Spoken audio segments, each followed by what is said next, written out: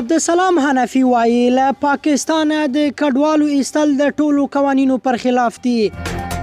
تازه د ریاست الوزرا اداري مرستیال عبدالسلام حنفي چې د کډوالو د وضعیت د ارزونې په موخه تورخم ته تللی، د پاکستان حکومت دا اقدام د ټولو منل شویو نړیوالو نورمونو او قوانینو پر خلاف ګڼي.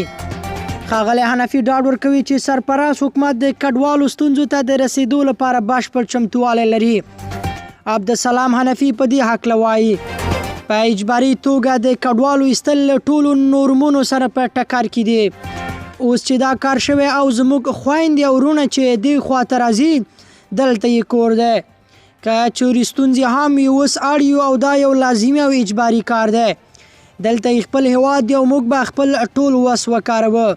دا په داسې حال کې ده چې په تیرو 3 ورځو کې له پاکستانه د افغان کډوالو د اجباري ایستلو لړۍ تر بل هر وخته چټکه شوې ده. تازه راستانه شوي کډوال وایي ډیری خلکو کاروبار هټۍ او ټول شته هلته پریښي او ځینې کورنۍ اړې شوي چې د خپلو کورونو توکي او وسایل په نیمه بیه وپلوري. تازه راستون شوی کډوال نورخان وایي د خلکو کاروبار او ټول شته یې په پاکستان کې پاتې شول. که چیرې د یوه څیز بیه 15 لکه وه اوس په 1,50,000 پلورل کېده.